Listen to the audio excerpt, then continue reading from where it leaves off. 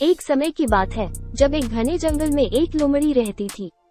फिर एक दिन जब वो शिकार की तलाश में जंगल में घूम रही थी, तभी उसने देखा कि एक पेड़ की ऊंची टहनी पर एक सुंदर सा मोर बैठा है, जिसे देखकर लोमड़ी के मुंह में पानी आ गया और वो उसी समय से कोई तरकीब सोचने लगा जिससे वो किस प्रकार इस मोर को अपना आहार बना सके। क्योंकि लोमड़ी को इस बात की पता थी कि वो मोर को सिर्फ अपनी धूर्त बुद्धि से ही अपना शिकार बना सकती है। उसे ये भी अच्छी तरह से पता था कि मोर को पकड़ने के लिए पेड़ की ऊंची टहनियों पर चढ़ना उसके बस की बात नहीं। तब लोमड़ी धीरे धीरे मोर के पास गया और उसने अपनी चतुराई दिखाते हुए मोर से कहा कि तुम इस पेड़ पर क्यों बैठे हो? क्या तुम्हें पता नहीं कि आज हुई जानवरों की सभा में यह निर्णय हुआ है कि इस जंगल में कोई भी जानवर या पक्षी किसी दूसरे को शिकार के लिए नहीं मारेगा।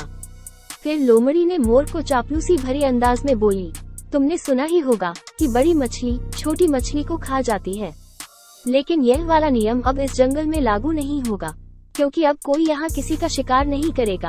उधर मोर को भी लोमड़ी की धूर्त चाल पूरी तरह समझ में आ रही थी और उसने नहले पर दहला मारते हुए जवाब दिया कि इसका मतलब तो ये हुआ कि आज से शेर, चीते और भेड़िए आदि सभी हिंसक जीव घास फूस खाने लगे हैं।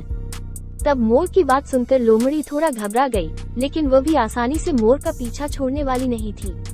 फिर वो लोमड़ी बोली कि हाँ, इसके बारे में तो पड़ताल करनी होगी, लेकिन तुम अभी नीचे उतरो, उसके बाद हम दोनों जंगल के राजा के पास चलकर इसके बारे में पूछते हैं।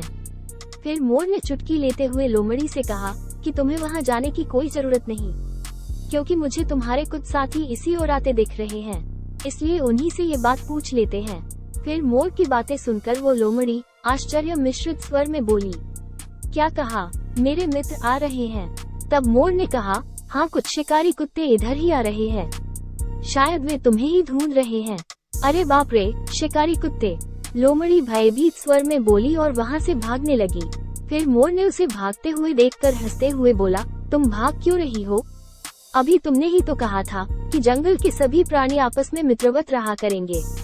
तब लोमड़ी यह कहते हुए वहाँ से भाग निकली कि शायद शिकारी कुत्ते उस सभा में मौजूद नहीं होंगे, इसलिए हो सकता है उन्हें मालूम ही न हो कि इस जंगल में शिकार करना मना है।